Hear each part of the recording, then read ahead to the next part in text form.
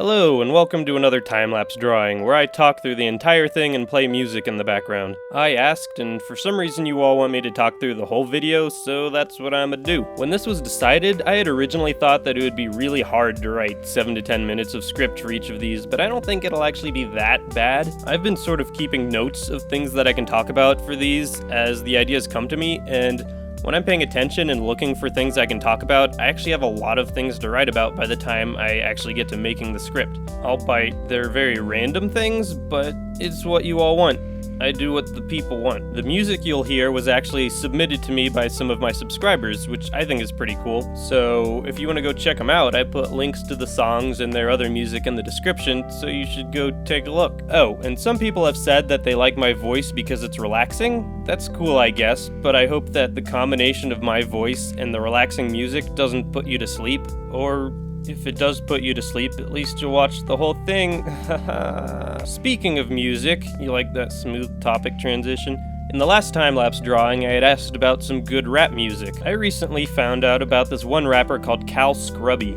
He's not one of the huge famous rappers or anything, but what's cool is that he's from Cincinnati, Ohio, which is about an hour away from where I used to live in Ohio. What's even weirder to me is that he has a song that he did with freaking Chris Brown. I just never imagined anything like that coming out of Ohio because, well, Ohio's pretty lame. Sorry to anyone who lives in Ohio, but if you think it's a fun and exciting place, well, you're wrong. I'm not saying you can't like it, because for all I know, constant overcast and humidity is your thing, but it's not an exciting place at all. There's this video on YouTube that's called Hastily Made Cleveland Tourism Video, which accurately portrays the state of things in Cleveland, and the rest of Ohio isn't much better, trust me. But you should check it out. It's a pretty funny video, and there's even a part 2, which is just as good. I don't have a super smooth transition to this next topic, but the other day, I got to thinking about the automatic face cropping on phones. I don't know if everyone's phone does this, but both of the smartphones I've ever used have this automatic cropping feature if it detects someone's face in a picture. Basically, when you decide to crop a picture, it automatically positions the cropping over the person's face. But the problem is the cropping is aligned literally directly on the person's face. Like,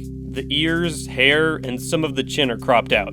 Who wants pictures of themselves like that? Like, if I'm getting pictures for my Tinder, am I just going to put a bunch of super blown up pictures of my face? Is that what my phone thinks I want? Or whoever came up with the algorithm that determines how big to make the automatic cropping on someone's face, maybe that's how they have all their family pictures. Just huge photos of each family member's face that fill up the entire thing. Like, oh yeah, this is a picture of my cousin Amy at the water park, and you can't even see the water park or the rest of her body because it's literally just a huge blown up picture of her face. Or maybe for family pictures, they just make a big collage of their zoomed in faces. I don't know. I don't get the logic behind it. You just end up adjusting the cropping anyways, so it might as well not automatically do anything at all. I haven't actually talked about what I'm drawing, but it's kind of a funny thing because at the time of recording this, I don't really know what I'm drawing in the video you're watching. Normally, the order I do things is I record the drawing, then make the commentary for it, but this time I had to switch things up a bit. Right now I'm on spring break, and I'm leaving to go ski tomorrow at the time of recording this. I don't want to have to bring my microphone and recording stuff with me, so I'm going to record the commentary first, and make the drawing while I'm at our hotel, so this is kind of a prediction of what I'm going to make. This is the closest I'll ever be to being a fortune teller or a psychic or something like that. Okay, so I know I want to do something that's real art instead of a comic or whatever, because I haven't gotten a chance to do real art for a while, and I wanted to give it another shot now that I'm on break. I also think that I plan on doing something with a heart, a real human heart.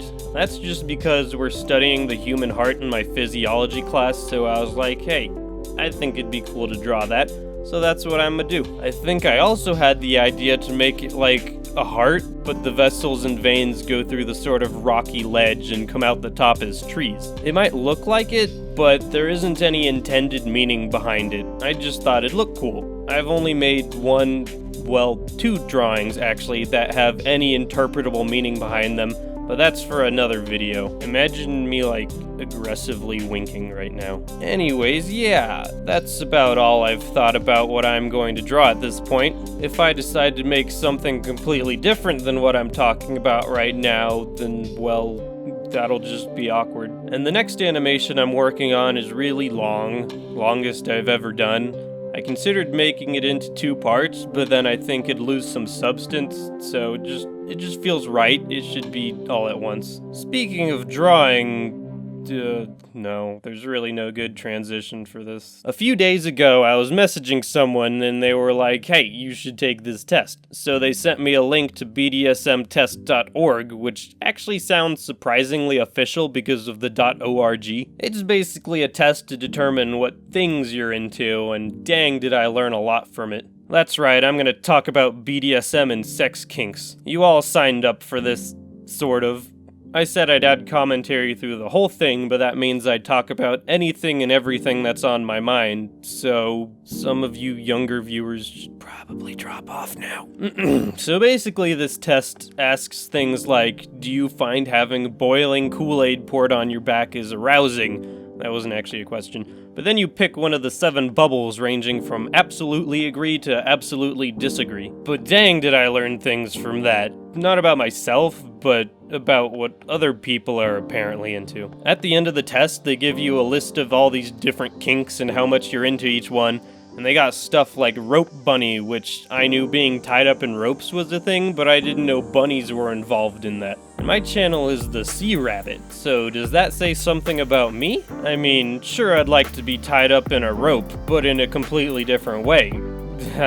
Suicide jokes. I've also learned that for every kink, there's a sort of counter kink to go along with it. For example, if you're a rope bunny, then your counter kink, that's what I'm gonna call it, is a rigger, where it turns you on to tie other people up. There's also a sadist, which I didn't know the meaning of the word till I took the quiz. When I first saw it, I just thought, oh, that's a person that likes to be sad, because I thought it was pronounced saddest. But no, boy was I wrong.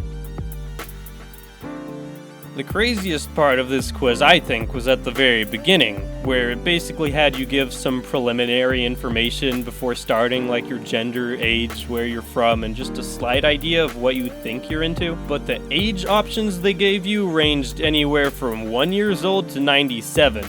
1 year old. That means they think there might be some 5-year-old on there trying to discover what their deepest, darkest fantasies are. So yeah, if you want to find out your innermost sexual desires, then this test is for you.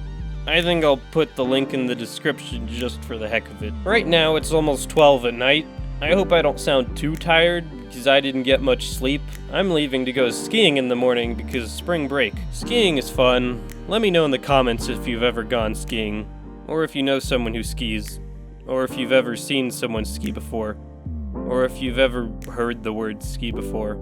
Heck, just comment the word ski. Cool, thanks. I'm trying to drag this on for about 10 minutes, not for ad revenue or anything, but because I think the drawing I haven't done yet but will do might take a while, and I don't want to have to speed it up so much that it hurts your eyes to watch. Time-lapse drawings are pretty fast, obviously, but when people make it so fast that the lines just sort of seem to appear, I think it kind of loses its purpose. Oh yeah, I know what I can talk about. So basically today, technically yesterday, because it's 12 in the morning right now, I had to get a new ski jacket. So I went to this place called Sierra Trading Post, which is just sort of an urban outfitter that's known for having good sales and stuff like that. I like the kind of ski jackets that have this sort of waterproof outer layer and a removable zipper inner layer. So I went to the clearance section and I literally only saw one kind there that was in 2 different colors. But the thing was, I could see why it was on clearance. It was normally a $200 jacket that was for $45. It was because of the color scheme that they decided to use for these jackets. One of them, I think, was like a turquoise, red, and pink color. It was the most retro, old-fashioned looking thing you've ever seen. The other color scheme option was better because they decided to go with blue and black. But for some reason, they just had to throw bright pink around the collar.